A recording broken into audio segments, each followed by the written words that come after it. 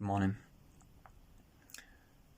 I don't know what season of life you're in at the moment. I don't know whether it's busy and manic, 1,000 miles an hour, and so many things vying for your attention, so much things to do. I don't know if it's quiet and more of a restful, relaxed season in your life.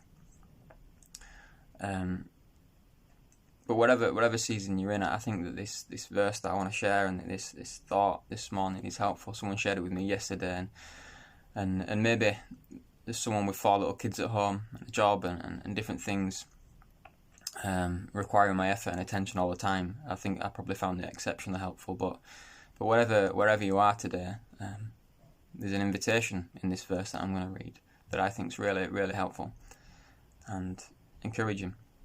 I'm going to read from Psalm 46. Psalm 46 speaks of God's amazing power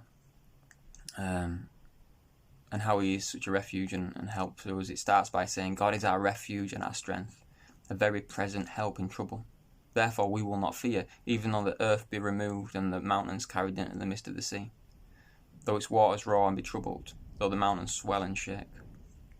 It speaks how, because of who God is, we don't need to fear.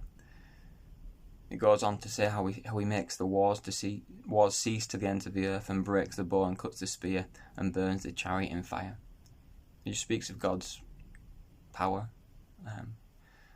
and character. And then we have this invitation, the thing that I want to just focus on for a moment. And I say it's an invitation. You could read it as an instruction, but I like to read it as an invitation, because I think God is inviting us here into something. And it's the kind of perspective of the Psalms changes from it being written by the sons of Korah to God speaking himself. In verse 10 it says, "Be still and know that I am God." Be still and know that I am God. I will be exalted among the nations. I will be exalted in the earth. Now God steps into this psalm and just tells the reader to be still, with the one purpose of knowing that he is God. And I find that such a helpful invitation. As I said, I don't know where you are in life, but for me it can be quite busy, it can be quite manic at times. And I think the helpful invitation just to stop, just to forget about what's going on around and focus my mind and attention on God and knowing that he is God, because that can be lost sometimes in the madness of a day. I think it's really practical too. I think there's something we can take away from this, that today in our day to find that moment, or find those moments where we can simply be still. It might require us to put our phone in a different room. It might require us to turn some notifications off. It might require us to go out of wherever we are for a little walk, where we're not distracted.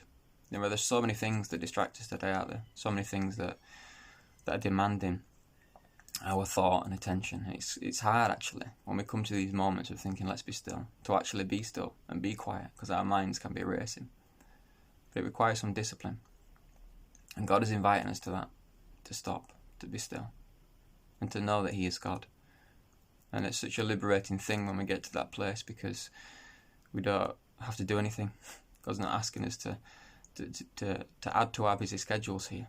He's simply saying stop and be still and know that he is God. And above all, that's what God wants from us. He just wants us to know him. He wants us to trust him, to believe him, to know that he is God, the one who is above all other things, and the one who rightfully deserves our attention and our worship.